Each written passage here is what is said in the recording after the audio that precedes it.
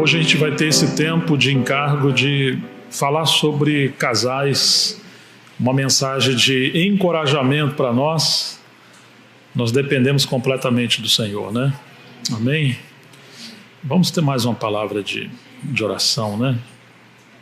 Pai, em nome de Jesus, dependemos de Ti, encomendamos esse tempo nas Tuas mãos, rogamos ao Senhor que Tu possa nos conduzir, Senhor, claramente conforme a Tua vontade. Fala ao nosso coração, Deus, sobretudo que o nome do Senhor seja glorificado, seja exaltado, Senhor. Nós dependemos completamente do Senhor.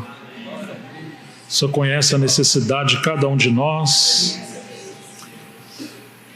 e nós queremos conhecer a Tua vontade plena para essa noite aqui conosco. Oramos em nome de Jesus para a Tua glória. Amém. Eu trago a saudação dos irmãos em Montemor, onde nós moramos, no interior de São Paulo, próximo a Campinas, também das minhas filhas.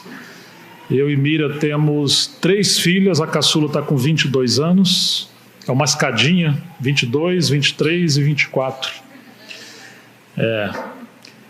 E estamos fazendo 27 anos de casados, somos novos ainda, mas já temos uma estrada no Senhor e Ele tem tido misericórdia de nós e nos ensinado algumas lições preciosas. E nós queremos repartir alguma coisa com vocês, contando com a graça do Senhor, né? Eu tomei a liberdade de dar um tema para esse compartilhar, que vai ser Conhecendo Cristo no Casamento. Eu penso que se a gente não entender que o casamento não é um acaso, uma obra do acaso, mas que é o propósito de Deus, foi Ele que originou a família, foi Ele que planejou a família. E se a gente não entender o propósito principal do casamento, então nós teremos muitos problemas. E nós encontramos que por falta de discernimento da vontade de Deus no casamento, ou para o casamento, hoje nós temos uma sociedade em caos. A família tem sido grandemente atacada na sociedade. O índice de divórcio, de separações, de traições, de adultério tem sido cada vez mais alarmante e, infelizmente, não apenas na sociedade, mas também no cristianismo, na cristandade. E nós precisamos discernir que o tempo que nós estamos vivendo é um tempo, como diz a Bíblia, são dias maus, são tempos trabalhosos, são aqueles tempos onde toda a fúria, toda a força do inimigo se levanta para destruir o propósito de Deus, e Deus tem um santo propósito com a família. Então nós temos um privilégio muito grande de sermos cristãos, casados, e contarmos com socorro, com a graça de Deus, para como honrá-lo no meio das adversidades que nós temos como casais, como famílias. Então nós vamos ver alguns pontos. O nosso tempo é muito curto, é apenas um tempo que nós temos aqui, mas eu queria ressaltar alguns princípios fundamentais. Vamos abrir em Malaquias capítulo 2, o livro de Malaquias, que é antes de Mateus.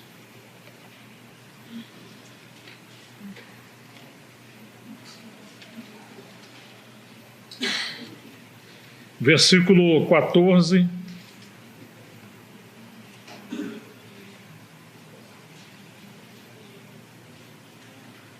Malaquias capítulo 2, versículo 14, diz assim: E dizeis por quê?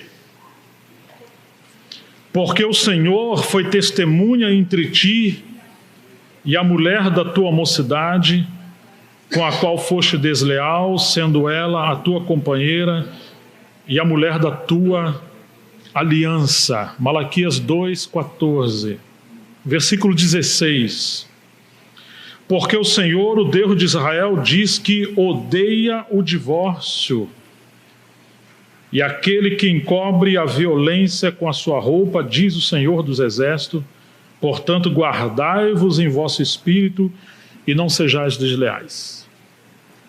A primeira coisa que eu quero ressaltar é que quando nós casamos, além dos parentes, dos amigos, dos convidados e das testemunhas que muitas das vezes escolhemos, os padrinhos, como em muitos lugares acontece, o Senhor está dizendo que Ele foi a testemunha da aliança com a qual nós nos casamos, os maridos.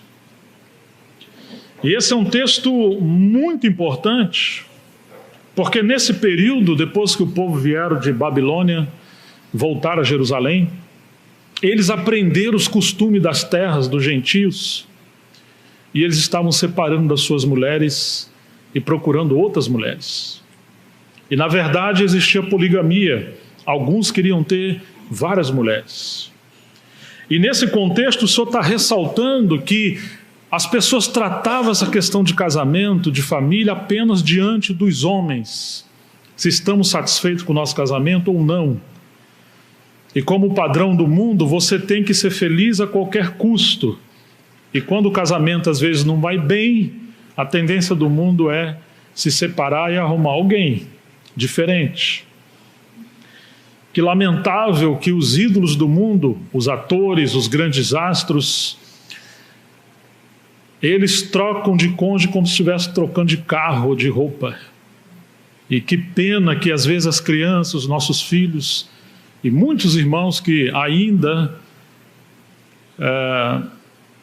acham que a televisão é um grande entretenimento, especialmente a questão de novelas e alguns filmes, porque ignoramos que Hollywood nos Estados Unidos e as novelas no Brasil são um antro de demônios e de imoralidades, quantas coisas perversas e terríveis, e sem a gente se dar conta, estamos sendo doutrinados com os valores imorais desse mundo. O mundo está em colapso. E foi assim nessa época, eles aprenderam muitas coisas em Babilônia. O que eles faziam? Eles estavam rompendo o seu casamento. E o Senhor está dizendo, olha, eu fui testemunha no dia da sua aliança. Certa vez alguém perguntou para um obreiro maduro, como é que eu vou saber que a mulher que eu casei de fato é a mulher que Deus me deu? Ele falou, muito simples. Ele foi testemunha do seu casamento no dia do seu casamento. Às vezes nós nem sequer pensamos nisso, de que além dos parentes, dos amigos, dos vizinhos, das testemunhas, existia a maior testemunha, que é uma testemunha celestial, soberana. O Deus que governa o universo, Ele quer ser o Deus da nossa casa. Se Ele coloca o universo em ordem, tenhamos fé que Ele também ordena a nossa casa. Então a primeira coisa que eu queria ressaltar, irmãos, o Senhor foi testemunha do nosso casamento diante dele. Agora ele fala, eu odeio o divórcio. Puxa, Senhor. Mas nós vamos descobrir uma outra coisa que eu queria abrir com os irmãos em 1 Pedro capítulo 1.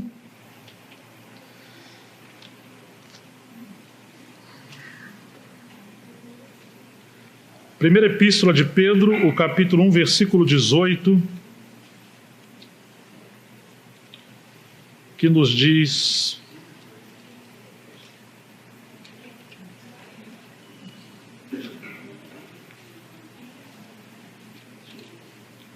sabendo, 1 Pedro capítulo 1, versículo 18, sabendo que não foi com coisas corruptíveis como prata ou ouro que foste resgatados da vossa vã maneira de viver que vocês herdaram dos vossos pais.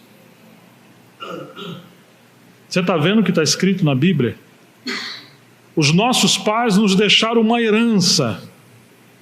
Poucos tiveram o privilégio dos pais deixarem uma herança assim de fazenda, de terras, de propriedade, né? Mas de alguma forma todos vocês, todos nós herdamos uma herança dos nossos pais. O problema é que a Bíblia está chamando isso de uma vã maneira de viver, uma fútil maneira de viver, uma herança negativa.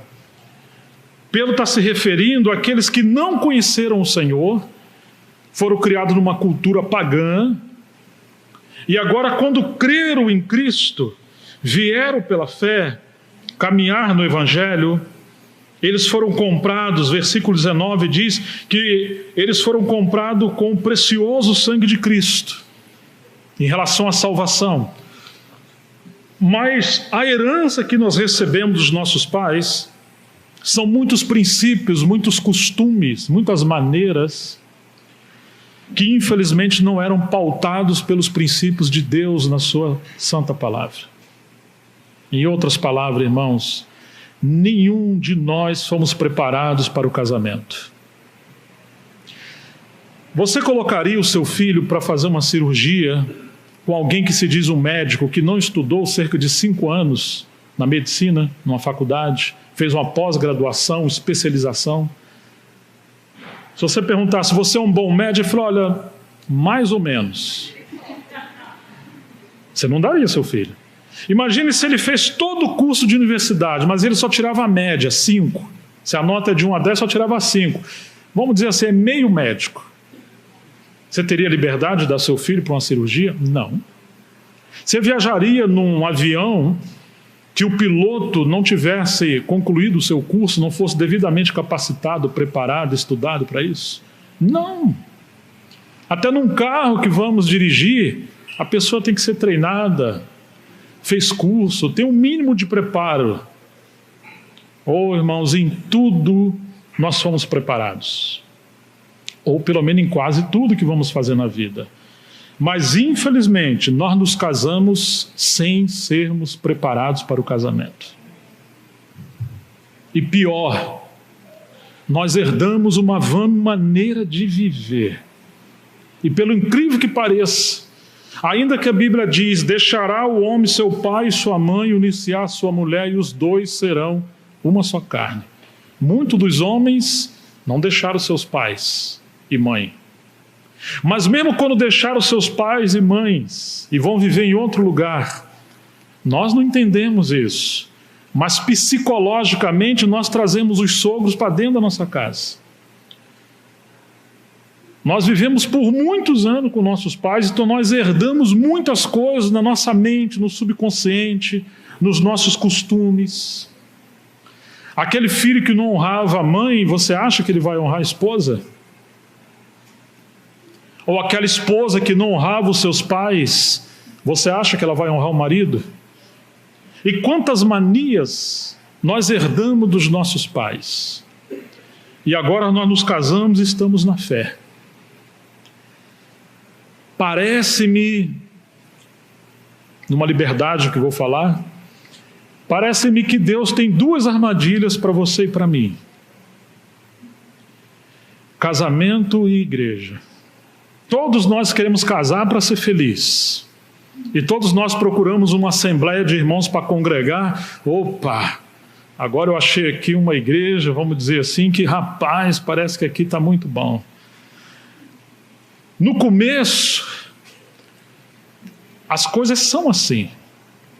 Mas se você casou para ser feliz, então começará os problemas no casamento. Porque o segredo da felicidade do casamento não é você querer ser feliz, mas é querer fazer o outro feliz. Eu tenho 3 meninas. A hora que você encontrar um rapaz que falar que quer casar com você para ser feliz, você sai correndo.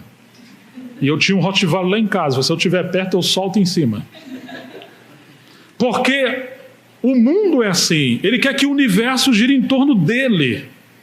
Então ele vai querer casar com uma mulher que ela vai ser a sua empregada, o seu objeto de prazer, e etc, etc, etc. Ou seja, é dele, por ele, para ele, são todas as coisas. E ela também. Então, quando agora os seus desejos de prazer, os seus desejos de felicidade não estão sendo atendidos, e nós descobrimos, a mulher começa a ver que aquele rapaz que até então parecia ser um príncipe, agora parece mais um dragão, E ela, que era uma princesa, meu Deus, mas não é tão bem uma princesa. Começamos a perguntar, será que casamos com a pessoa correta? Será que o meu casamento foi de Deus? É muito estranho que, frequentemente, conversando com irmãos casados, eles têm essas dúvidas. Eu acho que eu não casei com a pessoa correta. Nós somos totalmente diferentes uns dos outros. Meu marido não acha uma chave. Se eu tirar a chave dali e botar ali, acabou. Ele vai procurar a casa inteira e não acha. Mas isso não é privilégio só seu, não. Sabe que todos nós homens somos assim, viu? Fique tranquilo. Quando eu era jovem, falaram para minha esposa, tadinha, e ela acreditou. Casa com Gerson, que ele é muito amado. Sem perceber, os irmãos mentiram para ela, porque ninguém tinha casado comigo.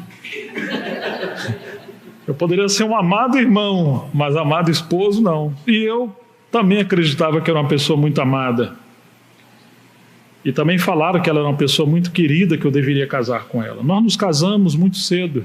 Ela tinha 23, eu tinha 25. Eu me lembro que um belo dia eu estava discutindo com ela, por causa dessa vã maneira de viver. Nós tínhamos muitos costumes que herdamos dos nossos pais.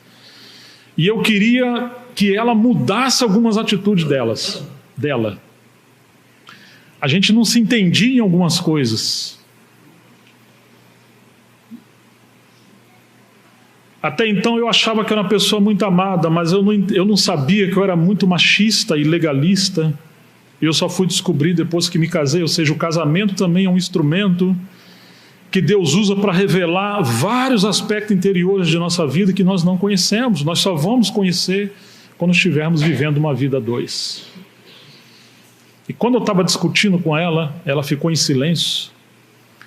De repente eu virei, ela estava de joelho dobrado, na beira da cama, cobriu a cabeça com o véu, em sinal de que se separou para Deus. Eu fiquei mais bravo ainda, porque eu não tinha acabado de falar. Homem raramente fala assim tudo, mas quando dana falar também, ficar bravo, sai de baixo.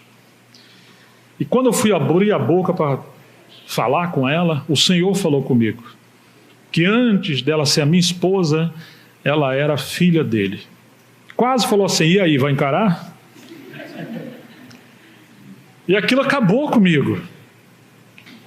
Porque até então eu tratava ela como minha esposa, minha mulher. Mas eu tinha esquecido que ela era filha de Deus. E ele me colocou uma outra coisa no coração, de que aquilo que eu achava que eram defeitos dela, do ponto de vista de Deus, aquilo eram virtudes naturais que ele havia dado para ela. Seu costume, sua alegria, sua espontaneidade. Aquilo foi muito forte para mim, porque o Senhor começou a tratar comigo alguns aspectos do meu legalismo no casamento. E eu comecei a entender que não poderia haver um relacionamento conjugal saudável entre nós se não discerníssemos Cristo no meio do nosso casamento. Ela não é apenas sua esposa, ele não é apenas seu marido. Vocês são filhos de Deus. E o que diz a Bíblia? Se uma casa estiver dividida contra si mesma, você lembra o que vai acontecer? Ela vai ruir. O inimigo sabe como criar problemas na nossa família, no nosso casamento, para a gente ter confronto uns com os outros.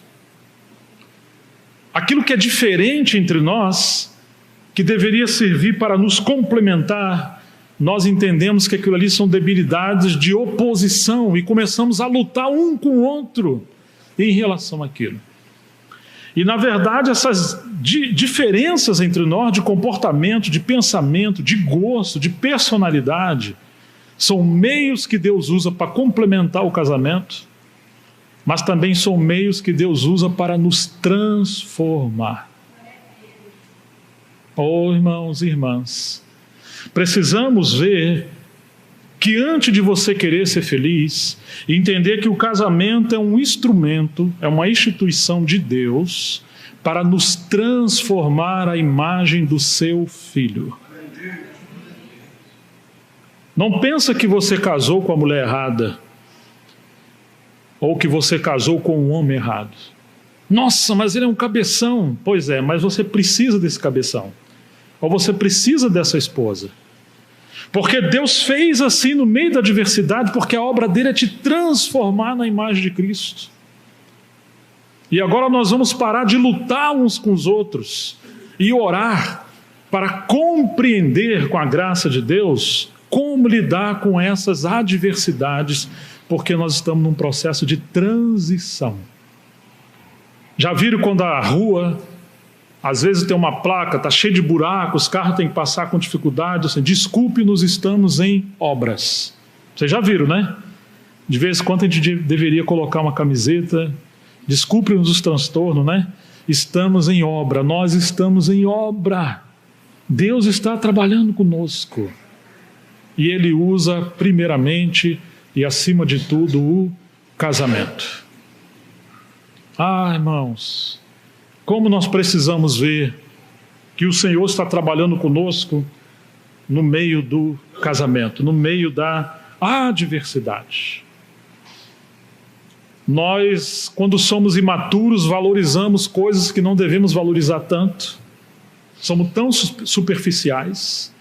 E à medida que o tempo vai passando, vamos deixando as coisas mais superficiais e nos voltando para as mais centrais. E uma das coisas mais centrais está a família, está o casamento. Todo o trabalho, qualquer coisa que fizermos na vida, que estiver em desarmonia com o nosso casamento, não teremos a bênção de Deus ali. E nós precisamos considerar as coisas diante do Senhor. Quantas vezes lembramos daquela passagem? Onde estiverem 2 ou 3 reunidos em meu nome, ali eu estou no meio deles. Marido e mulher são quantos? 2. E a gente pensa nisso só em relação à igreja e aos irmãos. Não. Quando marido e mulher estiverem juntos para o diálogo e a oração diante do Senhor, o Senhor está ali. E nós precisamos aprender a trazer as nossas necessidades, as nossas adversidades, as nossas complexidades diante de Deus em oração. Às vezes encontramos homens e mulheres fazendo orações tão maravilhosas, tão bíblicas, tão longas. No meio dos irmãos são santos, mas dentro da sua casa, marido e mulher não conseguem orar juntos. Às vezes alguns têm uma pregação maravilhosa, mas dentro de casa eles não conseguem ter diálogo. Às vezes gastamos tempo falando de tantas coisas, mas raramente marido e mulher gasta tempo diante de Deus, ou gasta tempo na mesa, colocando os seus assuntos diante do Senhor. Por isso que nós vamos encontrar várias passagens na Bíblia, mas eu queria lembrar você novamente esse texto de 1 Pedro 1,18. Nós fomos resgatados de maneira vã de viver que recebemos por herança dos nossos pais. Mulheres, tenham bastante paciência com seus maridos. Maridos, tenham longanimidade, paciência e amor com as mulheres, porque nenhum de nós somos preparados para o casamento. Nós não sabemos viver isso, irmãos. Não sabemos ser pai, não sabemos educar os filhos, não sabemos nada. Nós carecemos da graça de Deus. Amém? E é interessante que eu só fui descobrir tanto aspecto negativo na minha vida e também algumas virtudes só depois do casamento. E eu ficava admirado comigo mesmo. De vez em quando ainda fico surpreso assim, porque é no relacionamento, no desenvolvimento que nós vamos descobrindo coisas em nós que nem nós mesmos sabíamos que era assim. Nós não tínhamos noção dessas coisas. Então nós ainda estamos nos descobrindo. Igreja e casamento e família são 2 meios que Deus usa para nos quebrantar e nos transformar. Muitas vezes a intenção de deixar o lar ou deixar a assembleia que nos congregamos é porque não discernimos a vontade de Deus na igreja e no casamento. Não, ali é exatamente o lugar que eu devo estar. Por quê? Porque a obra de Deus é me transformar.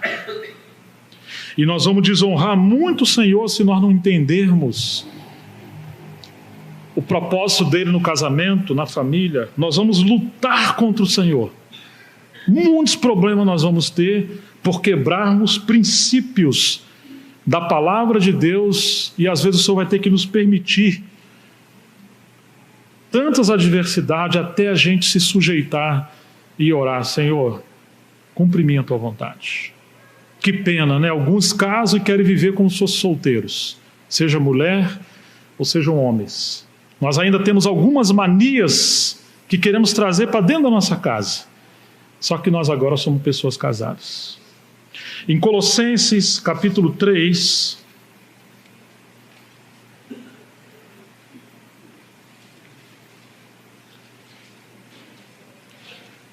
versículo 18,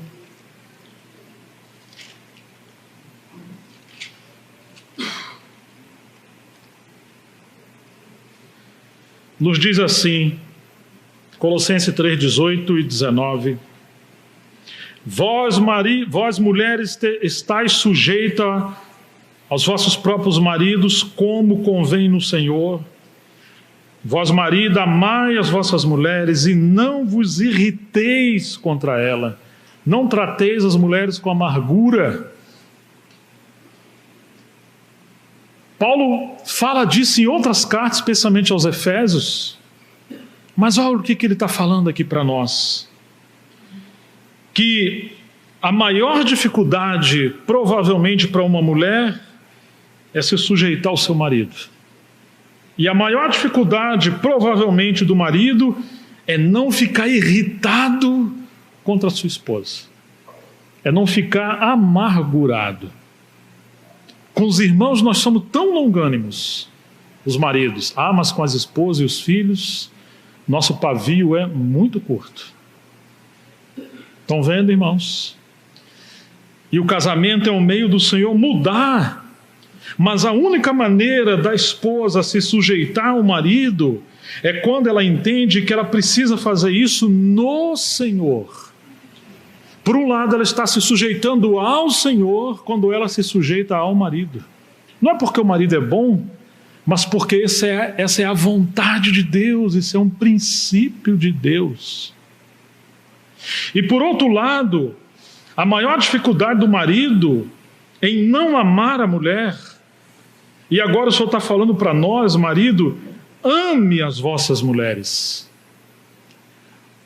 A realidade do seu conhecimento que você tem de Deus é manifestado pela forma que você trata a sua mulher. Você pode fazer 5 cursos de teologia, você pode participar de todas as conferências, você pode ter uma biblioteca riquíssima. Você é o que você é dentro da sua casa, seja mulher, seja marido. É ali que nós revelamos a nossa personalidade. Nós somos o que somos ali dentro. Nenhum lugar nos revelamos mais do que dentro do nosso lar e do nosso relacionamento conjugal. Por isso que nós vamos encontrar que obreiros do passado, eles tiveram muitos desgastes no ministério quando tentaram levar a igreja adiante, a obra de Deus adiante, ignorando a necessidade de um trabalho com a família. Não existe igreja madura se não existir lares ajustados. Se queremos ser bem-sucedidos em todas as coisas e também na vida da igreja, volte-se para a família. Se quisermos detectar a raiz de quase todos os nossos problemas, podem ter certeza que quase todos eles nascem dentro da família, dentro do relacionamento conjugal. Nós, às vezes, temos muitos problemas de diferentes maneiras, mas a raiz está lá no casamento. Ou uma mulher insatisfeita, ou o marido insatisfeito. Falta de casais ajustados. Até a nossa oração, Pedro fala que a nossa oração pode ser interrompida. Deus não ouvia as nossas orações.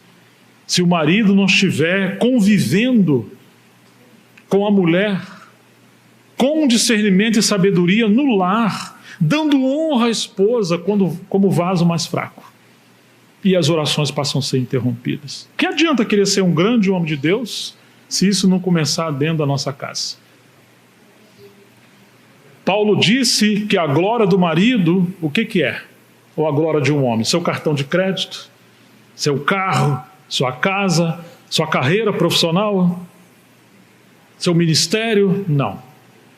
Qual é a glória dele? É a esposa. 1 Coríntios capítulo 11.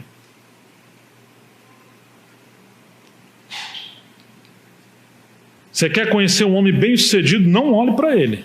Porque um ateu, um incrédulo, um profano, qualquer tipo, pode ter uma carreira profissional muito bem-sucedida.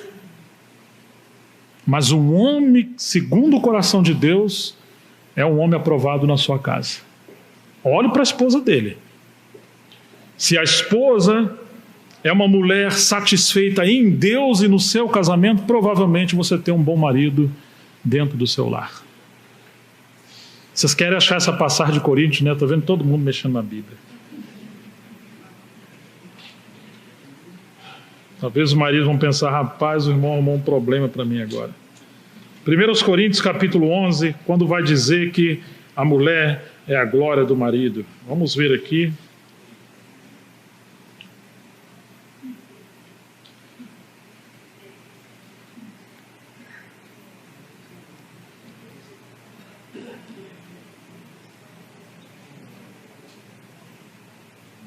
Verso 7, 1 Coríntios 11, o homem, pois, não deve cobrir a cabeça, porque é a imagem e glória de Deus, mas a mulher é a glória do homem, ou do varão. 1 Coríntios 11, versículo 7. A glória do varão, o que é então? Seu ministério. Não? Sua carreira profissional. Não? Sua carteira, seu cartão de crédito, seu carro. Não, por que o mundo busca isso? E por que muitos irmãos buscam isso? Quantos em nome do ministério arrebenta com a família? Quanto em nome da carreira acaba com a família? Quanto em nome do salário? Irmãos, não tem preço. E um dia nós vamos dar conta diante de Deus pelo que nós fizemos com o nosso casamento. Isso vale para as mulheres e isso vale para os homens. Não destrua a sua casa valorizando valores que não têm prioridade no reino de Deus. Às vezes você está insistindo numa coisa e aquilo está acabando com a tua saúde, está te dando insônia, está te dando dor de cabeça, doença, você está irritado ou irritada, porque você está fazendo algo em desarmonia com o seu casamento. E se você fizer algo que começa a desconstruir o seu casamento, você está arrumando um problema com Deus, não é só com a sua família. John Walker, um homem de Deus que partiu para o Senhor, uma vez ele falou que Deus destruiu o comunismo, principalmente porque o comunismo era contra a ordenação da família. Ele nem entrou em questão de ideologia, de nada. Ele falou, se algo é contra a família, Deus vai destruir. Estão me entendendo, irmãos? Então você quer encontrar um varão bem-sucedido? Olhe para a esposa. Vamos ver como está o nosso relacionamento. Claro, se a esposa não respeita o marido, se a mulher não se sujeita ao seu marido no Senhor, por mais que ele seja um homem de Deus, ela vai ser uma mulher amargurada. E Salomão, o sábio, disse que é melhor você morar num deserto do que com uma mulher rixosa e contenciosa. Sua reclamação vai ser como uma goteira na sua cabeça. Ninguém aguenta uma mulher rixosa e contenciosa, né? Então, queridos, esse texto, esses princípios que nós estamos vendo, isso salva o nosso casamento. Mas vocês lembrem-se, nenhum de nós somos preparados para o casamento, por isso que nós precisamos ter compaixão, longanimidade uns com os outros. E o casamento, ele é primeiramente para a glória de Deus E o casamento, primeiramente, tem relação com Cristo. Nós nunca vamos conseguir viver uma vida conjugal saudável se ignorarmos Cristo no casamento. Eu vou recitar alguns princípios que eu enumerei rapidamente, princípios que edificam o casamento. Eu vou citar o primeiro. Valorize as virtudes do seu cônjuge. Nossa tendência qualquer, irmãos, ver os defeitos do nosso cônjuge. Comece a valorizar os pontos positivos, a graça, as dádivas, os dons, as atitudes do seu esposo ou da sua esposa. Quando você começa a valorizar isso e reconhecer, e ser carinhoso ou carinhosa, isso desencadeia ternura, desencadeia amor, desencadeia um ambiente onde você planta e colhe. Em segundo lugar, ignore as fraquezas do seu cônjuge. Falei exato. Não tente mudar a tua esposa ou teu marido, você não é o Espírito Santo. E quanto mais você focar na debilidade dela ou dele, pior fica. Você acha que a pessoa que tem debilidade, ela não quer ser livre daquilo ali? Ela quer se livrar. Muitas das vezes somos envergonhados com as nossas debilidades. Pessoa que tem um gênio muito forte, pessoa que é amargurada, ou pessoa que tem depressão, pessoa que tem mania de tantas coisas. Nós não sabemos lidar com isso.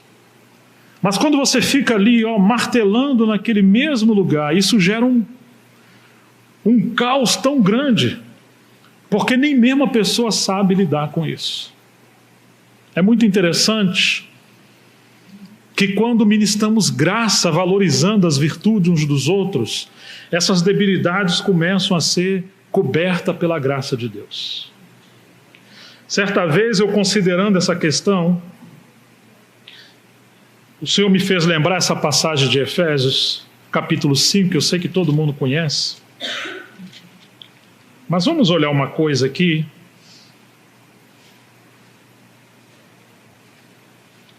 Capítulo 5, versículo 25. Diz assim: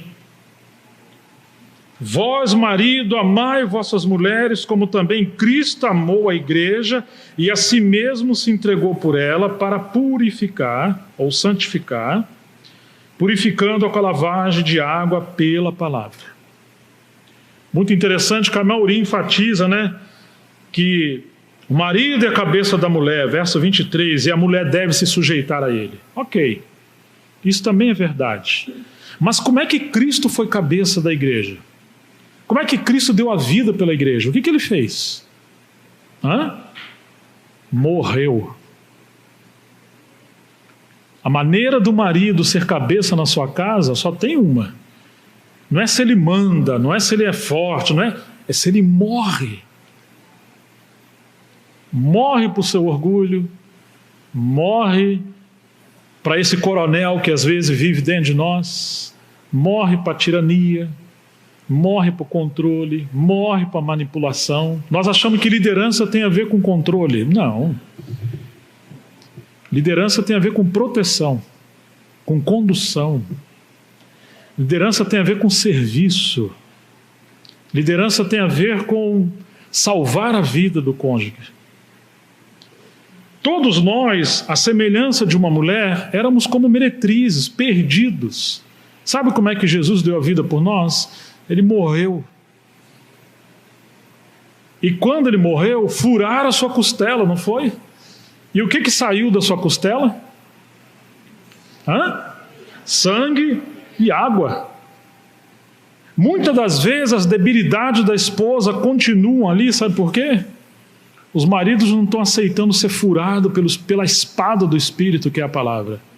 Eles querem que a mulher muda, mas ele está inteiro. Jesus morreu e foi quebrantado, e dele saiu vida, e nos salvou, e continua nos purificando até hoje. Muitas das vezes, maridos, nós não damos a nossa vida pela esposa. E elas têm muitas debilidades, até que algumas áreas da nossa vida o Senhor quer nos libertar primeiro. Porque Deus colocou o varão à semelhança de Cristo. Por isso que diz assim o 22, vós mulheres sujeitai-vos aos vossos maridos. Mas como que se sujeita ao marido? O que diz a Bíblia? No Senhor. Esse é o capítulo 5. O capítulo 1 diz que ele nos elegeu nele, em Cristo, antes da fundação do mundo. Capítulo 2 diz que ele nos deu vida. Nós devemos reconhecer que o Senhor planejou-nos, incluindo o nosso casamento, antes da fundação do mundo. Ele é um Deus soberano. Não tem nada fora do seu controle. O capítulo 2 de Efésios diz que ele viu de antemão e planejou de antemão as boas obras para que pudéssemos andar nelas. Só precisamos ver a vontade de Deus no casamento e em todas as demais coisas. Mas nós não podemos, com a nossa vida velha, com a nossa mente velha, o marido amar a mulher e a mulher se sujeitar ao marido, porque isso se faz pela vida de Cristo. Nosso grande problema, irmãos, é querer viver o casamento segundo a carne. Adão vai querer manipular Eva e Eva vai querer dominar Adão. São homens velhos. Temos muitos problemas. Mas o problema começa aqui. Nós não entendemos que o nosso maior inimigo somos nós mesmos. E o casamento é um instrumento para libertação e transformação. Então, mulheres, sujeitai-vos aos vossos maridos como ao Senhor. Não é se ele é bom, não é se ele está cumprindo o que você espera. Não. É porque essa é a vontade de Deus. E pede graça ao Senhor. Porque o marido é o cabeça da mulher, como também Cristo é a cabeça da igreja, sendo ele próprio o salvador do corpo. Agora Deus deu uma grande responsabilidade ao marido de representar a Cristo, e por isso o homem precisa viver uma vida intensa com Deus. E a maneira que ele vive o casamento é salvando a mulher, não provocando a ira, não somente nos filhos, mas também na esposa. De sorte que assim como a igreja está sujeita a Cristo, assim também as mulheres sejam em tudo sujeitas aos seus maridos. Opa, em tudo sujeito aos maridos? Nós temos um grande problema, porque não é isso que nós aprendemos na sociedade, com os nossos pais, não é isso que vemos nos valores que essa sociedade apresenta. Se você trabalha e você ganha o seu dinheiro, você não tem que prestar conta ao seu marido. É assim que o mundo fala. Que cada um tem que ter o seu dinheiro para ter a sua independência. E quantos problemas nós temos por causa disso? Não. Nós devemos colocar nossas vidas diante do Senhor. E é claro, porque Deus fala para a mulher ser sujeita ao marido, agora o marido tem uma responsabilidade infinitamente maior. De não aproveitar desse princípio para ele manipular a esposa, mas para ele buscar a sabedoria de Deus em como conduzir o seu lar com respeito, com dignidade, com espiritualidade. Porque antes de ser a sua esposa, ela é filha de Deus. E é para o Senhor que nos casamos e devemos viver o casamento. Amém, queridos? Discernir Cristo no casamento. Ter comunhão uns com os outros. E honrar uns aos outros por causa de Cristo que nos uniu. Vós, marido, amai as vossas mulheres, como também Cristo amou a igreja, a si mesmo se entregou por ela, para santificar, purificando com lavagem de água pela palavra, para apresentar a si mesmo igreja gloriosa. Se você quer que a sua mulher seja uma mulher gloriosa, madura, espiritual, vai ter que aceitar ser furado na costela e tem que sair água e sangue, perdão e vida. A vida que ela precisa para entrar no nível de espiritualidade, para compreender o Senhor, tem que vir da costela do varão. Claro que vem de Cristo, mas vem de Cristo através do marido. Eu achava que era o Espírito Santo que ministrava. Não, ele ministra. Mas lembre-se que O varão representa Cristo e a mulher representa a igreja. Estão me alcançando, irmãos? Deus é soberano. Ele vai usar os meios que Ele quiser, Ele faz do jeito que Ele quer, mas Ele nos colocou no casamento e ali não tem férias nem folga. Claro que às vezes dá vontade de enforcar, né? De vez em quando. Mas lembre-se que você ama ela, ou serve a ela e ela a Ele, mas a Cristo. É no Senhor. É por amor ao Senhor.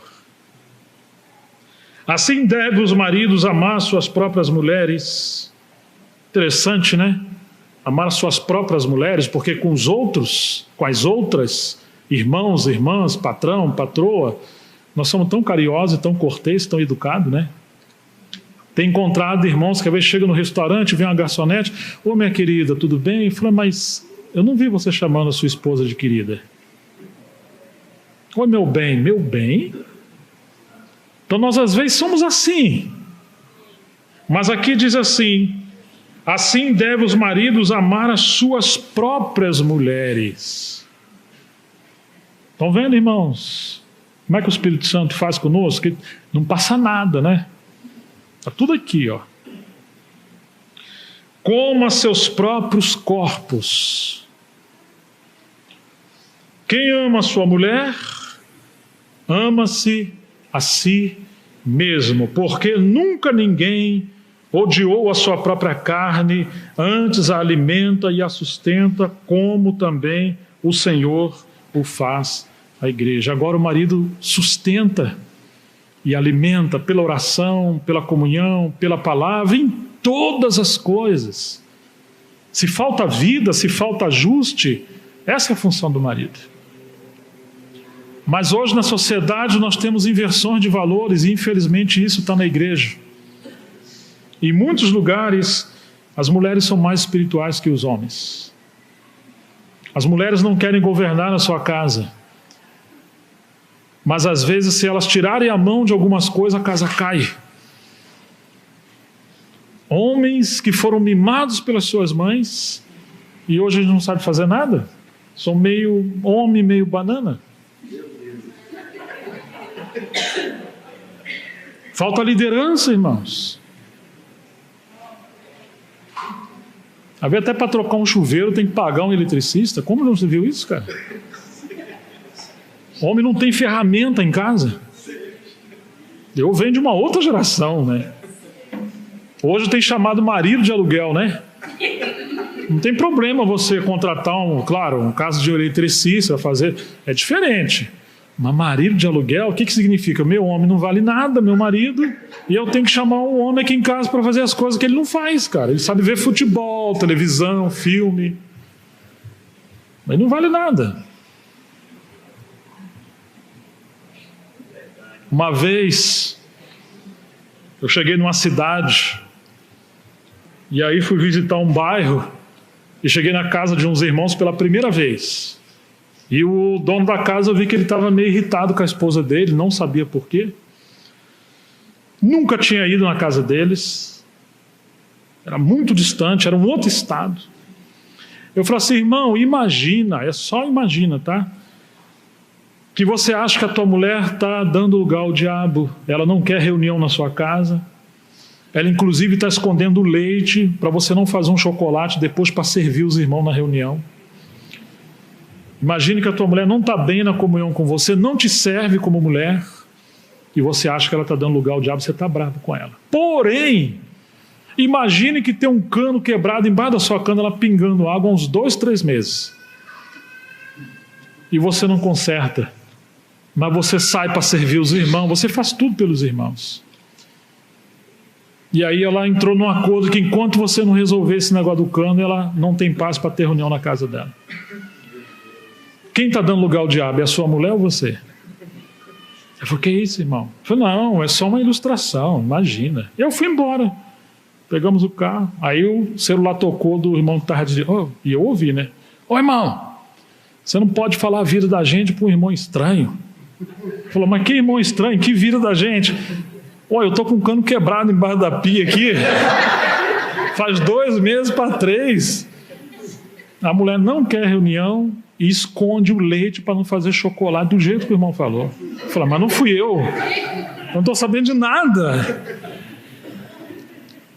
A Bíblia fala em Mateus 10 que o Senhor enviou de 2 em 2 para pregar o evangelho e fala, quando vocês forem para o lugar, procurem casas dignas.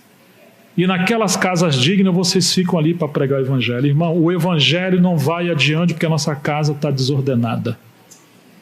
Relacionamento com marido, mulher, mulher e marido. Mulheres que honram mais os filhos do que o marido. Mulheres que às vezes colocam o seu filho para dormir no meio da cama entre marido e mulher. O marido perde o direito da intimidade porque tem um gorila no meio do casamento. Marido que vai trabalhar enquanto as mulheres cheirosinhas, bonitinhas lá no trabalho, e chega em casa, as mulheres não se cuidam. E depois quer saber por que as coisas não andam bem. Irmãos, tem muitas coisas para o Senhor mexer conosco. Nós temos que voltar para as nossas casas. Amém? Nós vamos orar. Saber o que está acontecendo. A gente estava servindo pastores num outro estado, a Miriam estava comigo. Aí chegou uma irmã uma senhora, falou, irmão, tá vendo aquele homem lá pregando, dando um murro lá no púlpito? Falou, sim, isso é meu marido. Sim. Prega bem, né?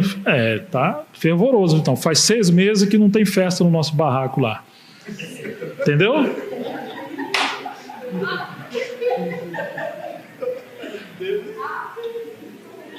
Aquele homem cheio do Espírito Santo, entre aspas, não estava dando conta do recado como marido.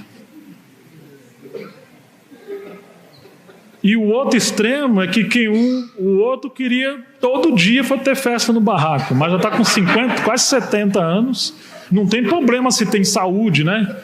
Que bom que tem saúde, graças a Deus, né? Mas às vezes tem que ter flexibilidade, a patroa não está disposta para tanta velocidade assim. E às vezes não tem sabedoria dentro do lar. Nesse período, aí nós colocamos uma caixinha de pergunta e resposta. Rapaz, era cada pergunta, ainda bem que não colocava o nome, é cada um pior do que a outra, né? Mas são perguntas necessárias, que se tiver que falar publicamente, não vai falar. Tem que ser assim, põe uma letrinha disfarçada que não é a sua, ou traz de casa digitada que ninguém sabe de quem é, e põe na caixinha se ninguém vê. Tem umas perguntas bem pesadas. Mas o Senhor sabe. Então, queridos, essa questão, ela precisa ser essas coisas precisam ser encaradas no nosso casamento, né? Precisa ser encarado no nosso casamento. Você lembra o que diz 1 Coríntios capítulo 7? Qual é o assunto? É sobre o quê? É casamento. Mas fizeram umas perguntas a Paulo, não foi? Nós já estamos remando para o fim. Vou tentar usar mais alguns minutos de forma objetiva. Ora, quantas coisas que me escreveste. Então, eles também tinham muitas perguntas para fazer a Paulo. 1 Coríntios 7, verso 1. Bom seria que o homem não tocasse em mulher. Eu falei para você, não casa. Quem casa faz bem, quem não casa, faz melhor. Mas, por causa da fornicação, 1 Coríntios 7, 2, cada um tem a sua própria mulher e cada mulher tem o seu próprio marido. Ou seja, se não tem o dom de ficar solteiro, o que tem que fazer? Casa.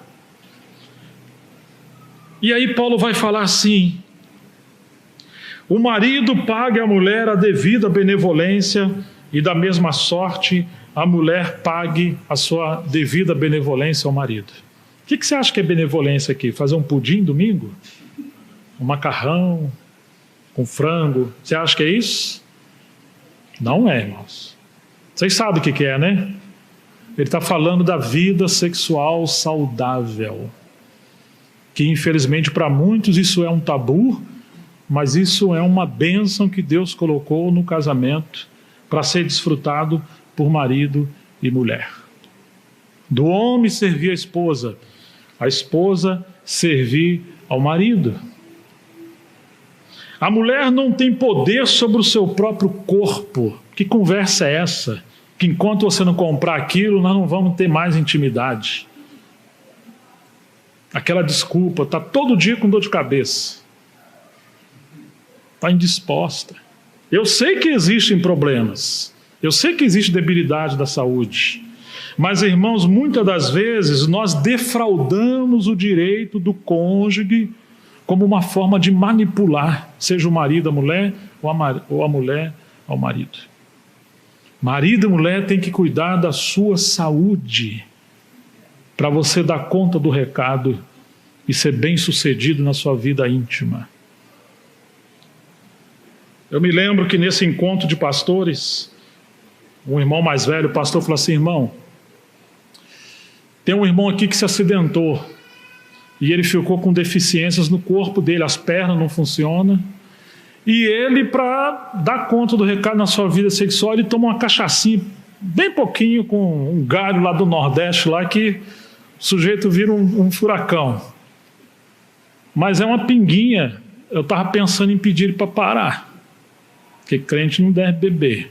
Eu falei: rapaz, já perdeu as pernas, perdeu a carreira, perdeu tudo, a única coisa que sobrou você quer tirar dele? E se você tirar isso dele, como é que a esposa fica? Nós às vezes somos legalistas, irmãos. Ele não é alguém cachaceiro, mas ele buscou uma alternativa, que é claro que eu orientei ele a procurar um médico. Mas nós, maridos e mulheres, muitas vezes temos um problema de saúde, seja impotência ou seja dificuldade íntima, e nós precisamos procurar um médico e nos tratar. Eu conheço um senhor muito querido, está com 80 anos, e eu vou falar para você, hein? O velhinho é duro na queda, tá? Mas ele abre o armário dele, tem umas garrafadas lá, parece o pai Joaquim. Pai Joaquim é um apelido lá do Rio, viu? Não tem nada a ver com o Joaquim daqui, não. Pai Joaquim lá é os caras que vendem um cá de galho lá, de catuaba, vendem uns trem lá. Ou seja, irmãos, cuida da saúde. Mas às vezes a mulher se dá muito na casa, no trabalho, na faxina, e o marido também. E aí a gente ignora essa responsabilidade maravilhosa, saudável, de nós sermos bem-sucedidos também nessa área. A mulher não tem poder sobre o próprio corpo, mas tem o marido. E também da mesma sorte, o marido não tem poder sobre o seu próprio corpo, mas tem a mulher. Não vos priveis um do outro, senão por consentimento mútuo, em acordo por algum tempo, para vos aplicardes ao jejum e à oração. E depois ajuntai-vos outra vez, para que Satanás não vos tente pela vossa incontinência. Quando o casal não tem uma vida sexual saudável, um ou outro estão sendo expostos ao adultério. E esse é um dos problemas graves que nós encontramos, que essas coisas são ignoradas e não há um diálogo mútuo entre marido e mulher, e mentoria e apacentamento.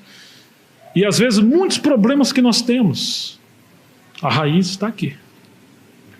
Então esse é um princípio importante da gente envelhecer com saúde, com qualidade, com vida. Claro que o casamento não se resume a só isso, mas isso aqui é uma coisa importante, que ela vai desencadear uma série de outros ajustes psicológico, saudável, de vida, de sono, de tudo, de todo estado humano.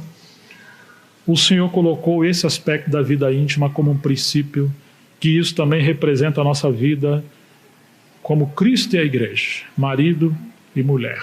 Não queira ser muito espiritual ao ponto de ignorar a nossa humanidade. Eu venho de uma época que algumas coisas me marcaram muito. Uma é que eu me envolvi com um grupo de irmãos que eles queriam ser tão santo, que tinha que ficar uns 15 dias antes da ceia sem marido e mulher dormir junto. E quando às vezes eu dormir junto, tinha que dormir de roupa, porque vai que um anjo aparece e o cidadão está nu, ou a esposa está nua. Então não podia nem tocar, e se dormisse junto tinha que ser de roupa. Depois eu passei a ajudar algumas assembleias num outro estado, que eu raramente menciono o nome para não expor. Isso já faz uns 20 anos. A irmã falou: Gerson, as irmãs estão vendo um anjo. Quando às vezes vai ter intimidade, aparece um anjo e fala: epa, psh, hoje não. E é só as mulheres que vê, o homem não vê. Eu visitei uma casa que tinha um rapaz novo, muito bem de vida, ele tinha uma empresa, ele não era cristão não, mas tinha reunião na casa dele, ela era uma irmã, e ele me respeitava. Falou assim: irmão, eu estou com a raiva desse anjo tão grande, porque eu tenho 30 anos, eu estou procurando ser fiel à minha mulher, mas lá na empresa tem umas meninas lá que tá em cima. Aí chega em casa, na hora que nós vamos ver a eu nunca vi, porque se eu ver eu mato um anjo desse. Mas a mulher disse que veio e o anjo disse que não pode. Irmãos, eram anjos caídos. Porque Paulo diz que alguns apostatariam da fé, dando ouvido à doutrina de demônios e a espíritos enganadores que iriam proibir o casamento. Sabe quem que quer proibir essa vida íntima? Você acha que é o Espírito Santo? Não é, irmãos. Os dois seriam uma só carne do Senhor. Então nós fomos crescendo muito novo, servindo no ministério. Nós temos visto muitas coisas estranhas porque não encara com humanidade, com santidade, como bênção de Deus, esse aspecto da vida íntima. Então assim, não se separa muito não, para que Satanás, final do verso 5, não vos tente pela vossa incontinência. Então, queridos, esse é um ponto muito importante. Nós já mencionamos que uma casa dividida contra si mesmo não vai prevalecer. Deus é um Deus de família. Quando ele chamou Noé para edificar uma arca, ele chamou Noé com a casa dele. Quando ele falou para Abraão sair da sua terra e da sua parentela, Abraão foi peregrinar aí depois com Sara. E ele peregrinou também com seus filhos. Deus escolheu Abraão porque Abraão iria ordenar a sua casa. Ou seja, Deus espera que a família seja ajustada para servir a Deus. Ainda que os encargos são diferentes, a medida espiritual seja diferente, mas Deus colocou a mulher para ser a ajudadora do marido. E qual é um dos problemas da sociedade hoje? Uma inversão de papéis. As mulheres querem que o marido seja ajudador delas. Elas sejam cabeça e os maridos sejam os que estão seguindo as mulheres. Não, irmãos. Claro que uma mulher vai ter dificuldade de seguir e de ser colaboradora de um homem que não conhece a sua responsabilidade, a sua missão em Deus. Muitas das vezes os maridos não são espirituais.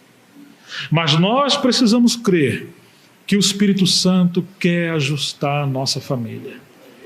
Quer ajustar o nosso casamento. Houve um tempo que uma família convidou a mim e minha esposa, eles começaram a congregar conosco, falou: irmão, vá lá em casa. Nós não podemos nem visitar os irmãos e nem receber irmãos lá em casa, porque nossa filha não para. Chora e arranha as coisas, e rola no chão, e mexe em tudo, e a gente gasta lá um dinheiro alto na farmácia. A menina está impossível, uns 3, 4 anos. Fomos lá. Eles abriram a situação e a gente queria que o irmão orasse e pusesse as mãos na nossa menina para repreender essa inquietação. Falei: antes de avançar, eu queria fazer uma pergunta para vocês. Quem governa essa casa?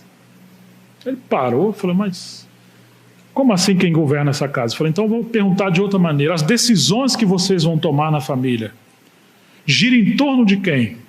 Se vocês vão receber pessoas, se vocês vão sair, se vocês vão no mercado. Aí apontou assim: é a criança. Eu falei: opa, se tudo que vocês fazem aqui, o centro da atenção é a criança, tem uma inversão de valores. A Bíblia diz assim, 1 Coríntios capítulo 11, vamos ver rapidinho, já que a gente está aqui.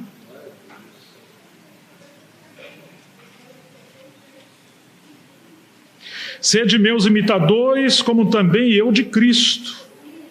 Louvo-vos, irmãos, porque em tudo vos lembrais de mim e retendes os preceitos como vou-los entreguei. Tudo bem, vocês estão guardando as tradições, tá legal. Mas quero que saibais que Cristo é o cabeça de todo homem, e o homem é o cabeça da mulher, e Deus o cabeça de Cristo. Você está vendo o que a Bíblia está dizendo? Deus é o cabeça de Cristo, Cristo é o cabeça do homem e o homem é o cabeça da mulher, e os dois devem governar os seus filhos. Falei, quando um homem não governa a sua casa, e ele agora se torna os filhos precisam saber quando o pai está chateado, quando o pai está zangado, mesmo que ele fique irado, a Bíblia não proíbe você irar. Irai-vos, mas não pequeis. Deus se irou e quis acabar o mundo várias vezes no Velho Testamento, por causa da indignidade, da rebelião e da desobediência. Eu acho que muitos de nós aqui viemos de uma época que só o olhar do nosso pai fazia a gente tremer. Não precisava nem falar nada. Meu pai, quando olhava para mim, Deus me livre. Imagina papai estar conversando com alguém, eu passava por fora, não passava nem na sala. Ai de mim parar na sala, ai de mim passar no meio da conversa. E se eu olhasse pela janela, eu sei que depois ele ia chamar minha atenção e às vezes vinha a vara. E hoje, irmãos?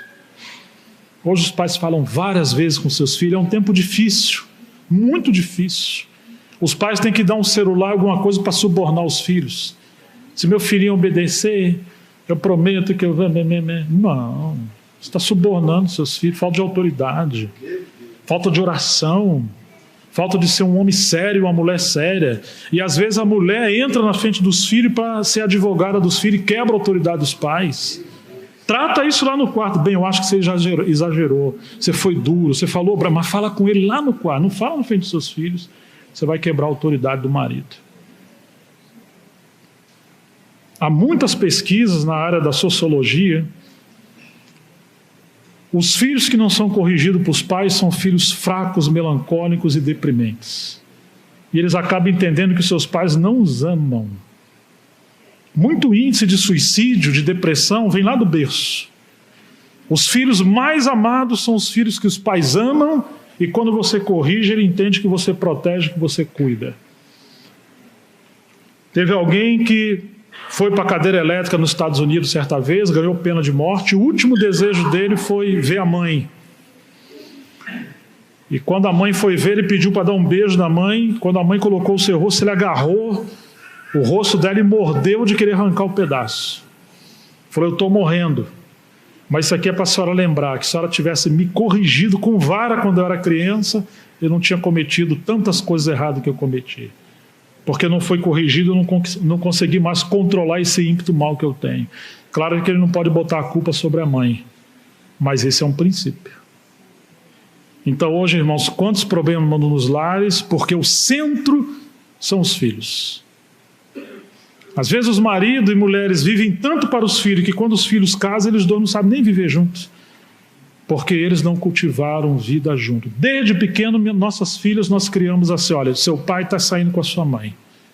Nós vamos também? Não, hoje não.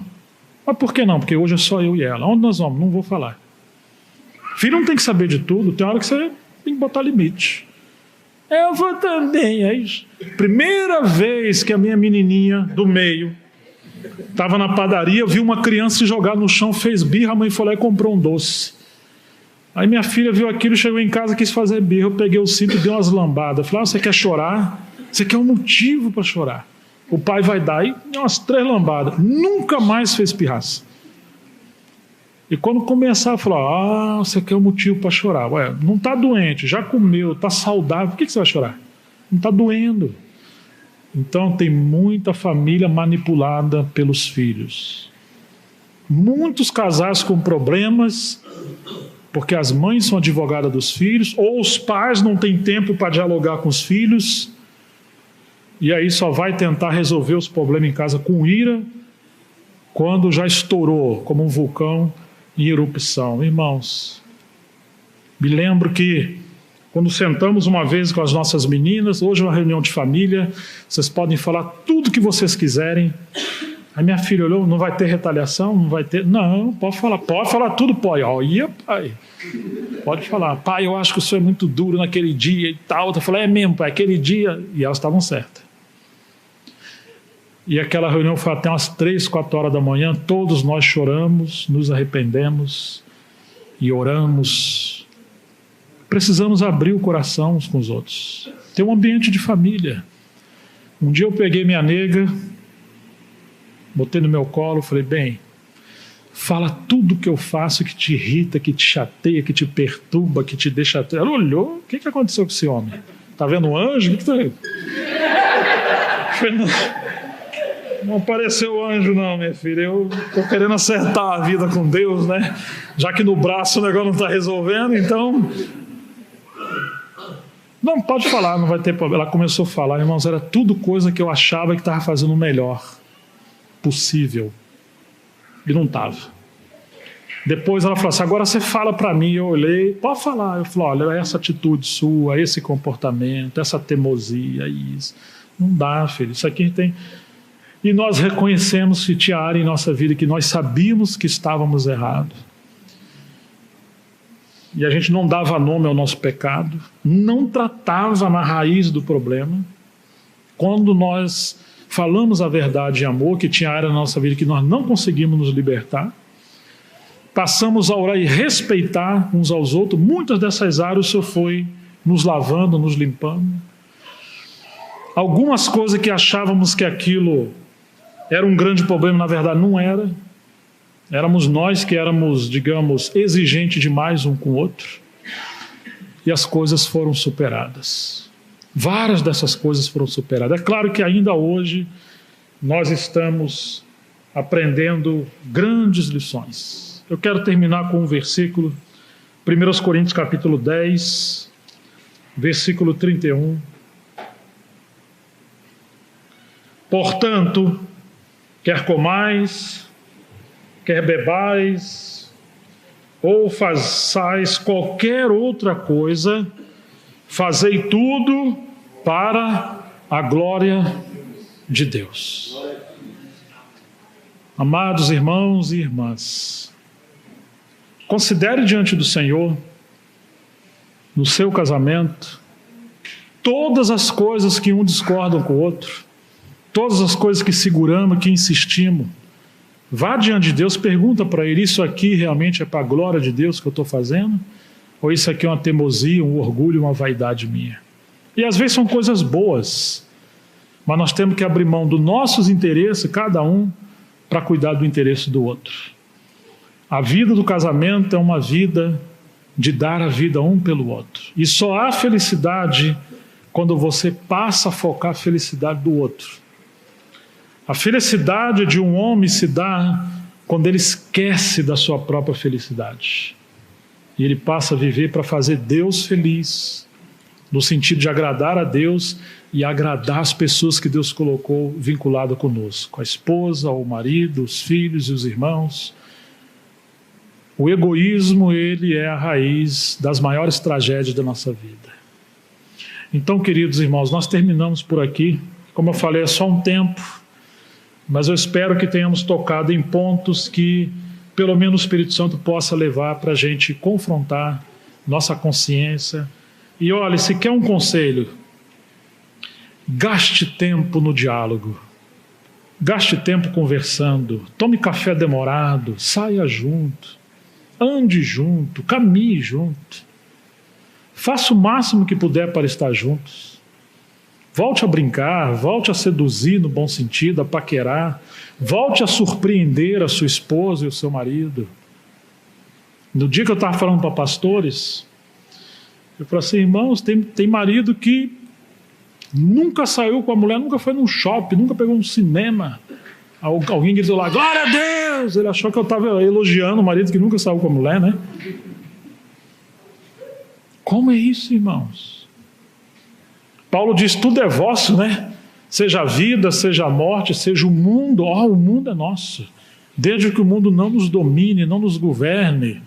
Mas nós podemos sair, podemos descansar, podemos tirar uns dias de férias, podemos pegar uma pousada, podemos pegar uma praia. Claro, não vai para uma praia de nudismo, não vai se expor. Não vai para o extremo também, né? Não vai ver um filme cheio de imoralidade. Não é isso que eu estou falando. Nós gastamos quase 0 de televisão em casa. Não temos isso. O que nós temos é focar em coisas que geram vida no casamento. A gente gasta dinheiro com carro, com tanta coisa, e às vezes o marido é tão mão de vaca que não quer pagar o almoço para uma esposa. Ele troca uma roda de carro. Ele quer ver a mulher feliz, mas não quer investir no patrimônio. A mulher tem que fazer um cabelinho, né? dar uma arrumadinha no patrimônio. Não quer que a mulher trabalhe fora, mas o cara é mão de vaca, filho, aí não dá. Então tem que haver... E a mulher também não pode aproveitar nisso para dar muito lugar à vaidade, precisa haver equilíbrio. Mas, irmãos, que o Senhor abençoe vocês e possa continuar falando no coração de vocês. Deus nos abençoe, irmãos, porque casamento é como as bodas de Canaã. O vinho que vem depois, o mais velho, é o melhor. Os melhores anos do casamento é quando vai ficando cada vez mais velho. Cada ano que passa, nós vamos nos despojando e a vida a dois com o Espírito Santo se torna os melhores anos do nosso casamento. É diferente dessa mentira que o mundo apresenta. Que Deus nos abençoe, possamos discernir Cristo no casamento. Vamos orar.